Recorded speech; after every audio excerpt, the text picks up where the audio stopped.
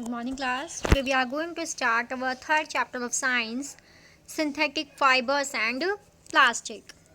Synthetic fiber and plastic. The clothes which we wear are made of fabrics. जो कपड़े हम पहनते हैं वो फैब्रिक के बने हुए होते हैं. Fabrics are made from fibers obtained from natural और artificial sources.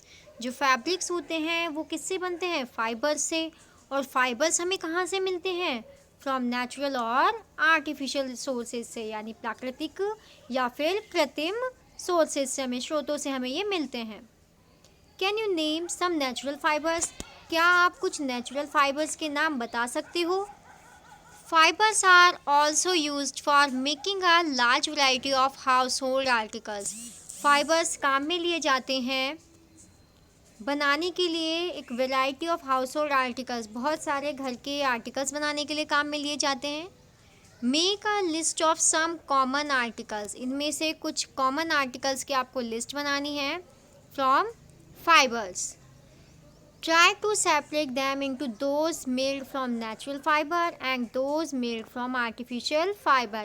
आपको अब उन्हें सेपरेट करना है. जो नेचुरल फाइबर से बने हैं उन्हें अलग, और जो आर्टिफिशियल फाइबर से बने हैं उन्हें अलग. और नीचे टेबल दी हुई है, इसमें वो एंट्रीज करनी है. नेम ऑफ आर्टिकल और यहाँ पर उनके फाइबर के नेम लिखने हैं. जैसे कि नेम ऑफ आर्टिकल आपने लिखा है यहाँ पर साड़ी, तो साड़ी किसकी बनी हो सकती है? सिल्क. और सिल्क किसका है? नेचुरल फाइबर है. ओके. आपने यहाँ पर लिखा ब्रश. ब्रश किसकी होती है? नायलॉन या रेयन के रेशों की. तो यहाँ क्या आएगा? आर्टिफिशियल. कुछ इस तरीके से आपको ये टेबल फिल करनी है. Why did you label some fibres as artificial? क्यों हम कुछ फाइबर्स को आर्टिफिशियल क्यों कहते हैं? You have read in your previous classes that natural fibers like cotton, wool, silk, etc. are obtained from plants or animals. हम अपनी previous classes में पढ़ चुके हैं कि जो नेचुरल फाइबर्स हैं जैसे कि कॉटन है, वुल, सिल्क, ये सारे हमें कहाँ से मिलते हैं? या तो प्लांट से या फिर एनिमल्स से मिलते हैं. The synthetic fibres on the other hand, तब की जो सिंथेटिक फाइबर्स हैं are made by human beings, उन्हें ह्यूमंस के द्वारा यानी हमारे द्वारा बनाया जाता है. That is why these are called synthetic और मैन मेड फाइबर. इसीलिए हम उन्हें क्या कहते हैं? सिंथेटिक या मैन मेड फाइबर्स कहते हैं. जो नेचर से हमें मिल रहे हैं यानी प्लांट या एनिमल से हमें मिल रहे हैं तो वो नेचुरल फाइबर्स हैं, और जो हम ह्यूमंस खुद बना रहे हैं वो कौन से हैं? सिंथेटिक या फिर मैन मेड फाइबर्स हैं. Next topic is what are synthetic fibre. कि सिंथेटिक फाइबर्स क्या हैं? Try to recall the uniform pattern found in a necklace of beads joined with the help of a thread.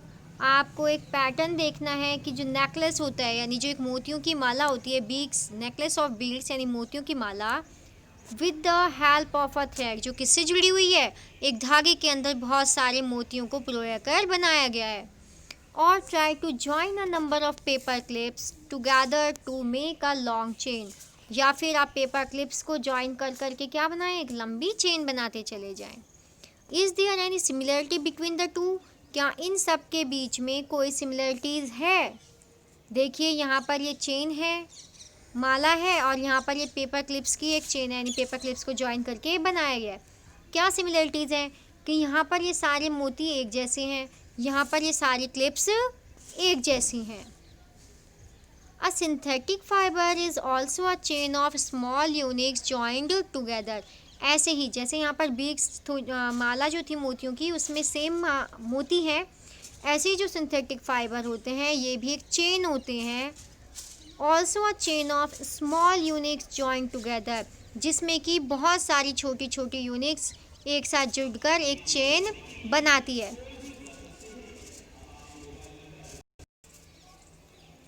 A synthetic fibre is also a chain of small units join together. जो synthetic fibre है वो भी एक chain ही होती है जिसमें कि छोटी छोटी स्मॉल यूनिट्स एक साथ जुड़ी हुई होती हैं. Each small unit is actually a chemical substance. और सारी जो यूनिट होती हैं वो क्या होती हैं? केमिकल सब्सटेंसेस ही होती हैं. Many such small units combine to form a large single unit called a polymer. ऐसी बहुत सारी स्मॉल यूनिट्स जब एक साथ जुड़कर एक लार्ज सिंगल यूनिट बनाती है तो उसे हम क्या कहते हैं? पॉलीमर कहते हैं. Many such small units combine to form a large unit.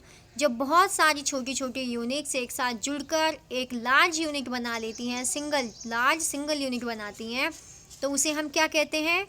Polymer कहते हैं. पॉली का मीन्स होता है मैनी. पॉली का मीन्स क्या होता है? मैनी, यानी बहुत सारी, एक ही टाइप की बहुत सारी चीज़ें जब जुड़ जाती हैं तो वो पॉलीमर बनाती हैं. The word polymer comes from 2 Greek words. जो ये पॉलीमर वर्ड है ये 2 ग्रीक वर्ड से मिलकर बना है. पॉली का मीन्स है मैनी. क्या मीनिंग है इसका? मैनी. एंड मर का मीनिंग है पार्ट्स या यूनिट, यानी बहुत सारे पार्ट्स मिलकर जब एक यूनिट बना लेते हैं, एक सिंगल यूनिट बनाते हैं, तो उसे हम पॉलीमर कहते हैं.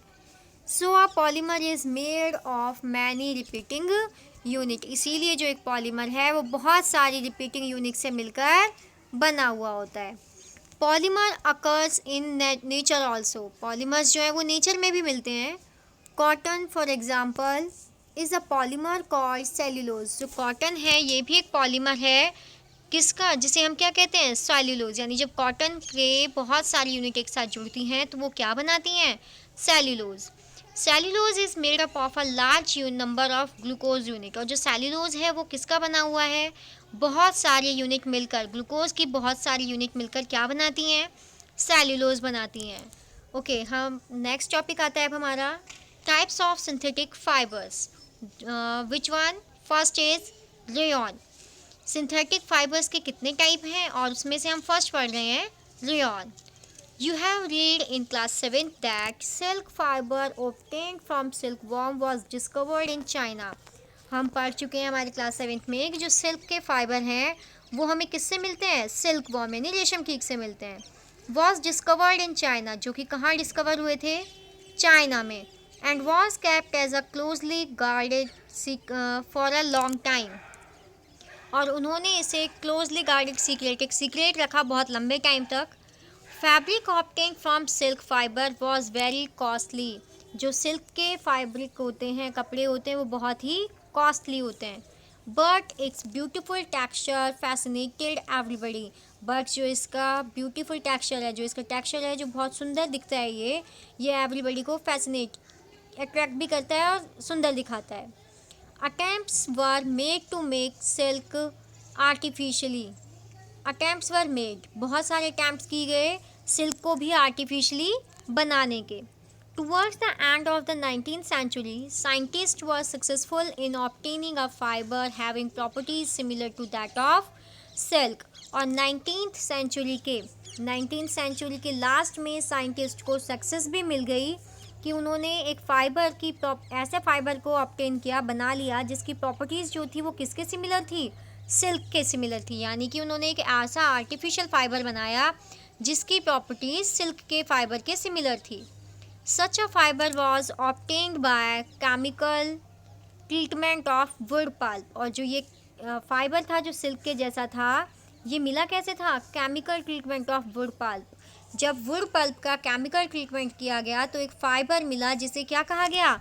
रेयॉन और आर्टिफिशियल सिल्क कहा गया, जिसकी किसकी जैसी प्रॉपर्टीज़ थी? सिल्क के जैसे. इसे कहा गया रेयॉन या फिर artificial silk. Although rayon is obtained from a natural sources. Rayon जो है वो हमें नेचुरल सोर्सेज से भी मिल सकता है. Wood pulp yet it is a man made fibre. Wood pulp ये कैसा है? एक man made fibre obtain from a natural source. Wood pulp से हमें मिल सकता है और रेयॉन एक मैन मेड फाइबर है. It is cheaper than silk. ये सिल्क से सस्ता है. And can be woven like silk fibres. और इसे हम सिल्क फाइबर के जैसे भी बुन सकते हैं. It can also be died in a wide variety of colours. और हम इसे बहुत सारी डाइज के कलर में भी कलर कर सकते हैं. बहुत सारी वेराइटीज़ इसकी कलर करके हम बना सकते हैं. Rayon is mixed with cotton to make bedsheets और mixed with wool to make carpets.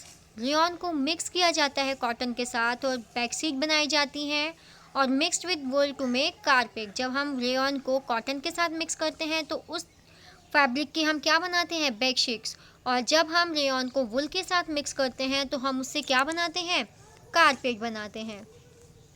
Next is nylon. ये अभी हमने एक पढ़ा रेयॉन, सिंथेटिक फाइबर, रेयॉन के बारे में हमने पढ़ा। अब हमारा जो नेक्स्ट टॉपिक होगा नायलॉन, ये अब हम नेक्स्ट क्लास में पढ़ेंगे।